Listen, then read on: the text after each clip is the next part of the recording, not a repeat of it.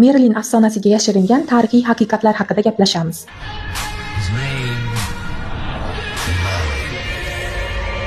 Ingliz mifologiyasiga ko'ra, sehr, jodu hamda munajjimlik bilan shug'ullanuvchi odamlar druidlar deb atalgan.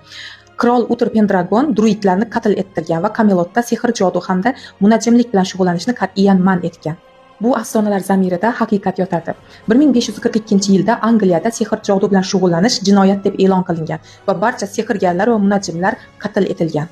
Lekin oddiy xalqqa munajjimlik va sehrgarlikni taqiqlagan bo'lsa-da, Ingliz qirollari va lordlari munajjimlar va sehr, jodu ishlari bilan shug'ullanuvchilarning xizmatlaridan yashirincha foydalanishgan. Qiziq tarixiy paradoks. Qirolicha Elizabeta I rasman xalqiga sehr, jodu va munajjimlikni taqiqlagan bo'lsa-da, uning saroyida mashhur astrolog John Dee ishlagan va uning qachon taxtga chiqishini hattoki astrologik yo'l bilan hisoblab bergan. Merlin afsonasiga ko'ra ham xuddi shunday voqealar sodir bo'ladi.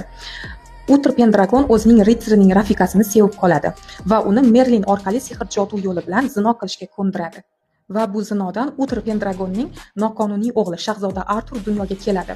Merlin esa Arturni olib ketib yashirincha tarbiyalaydi. Voyaga yetgach esa uning haqiqiy shahzoda ekanligini isbotlash uchun toshga sanchilgan qilich, ya'ni Excaliburni sug'urib olishini aytadi va u shu ishni bajarishi bilan o'zining haqiqiy shahzoda ekanligini isbotlaydi va Camelot taxtiga o'tiradi. Bu esa Uther Pendragonning qizi Morganaga yoqmaydi. Morgana esa Arturning o'g'li Mordredni olib qochib ketib, Arturga qarshi tarbiyalaydi. Oxirida Mordred o'z otasi Arturni o'ldiradi. Morgana esa Merlin bilan jang qiladi. Merlin esa ham Mordredni hamda Morganani o'ldiradi. Oxirida esa o'zi afsungar bo'lishiga qaramasdan bir ayolning makriga aldanib qamalib ketadi va mahbuslikda jon taslim qiladi. Uther qo'rqgan narsa aslida shu edi, ya'ni o'ziga o'xshagan zinokor, qonunbuzar insonlar munajjimlikdan yoki sehrdan foydalanish oqibatida Camelotda tartib buzilib ketishi edi. Afsuski, u shu narsadan qochdi, lekin o'sha narsa sodir bo'ldi. Chunki aslida bu qonuniyatga o'zi amal qilmadi. Bu sizlarning Merlin, bu esa bizlarning Merlin.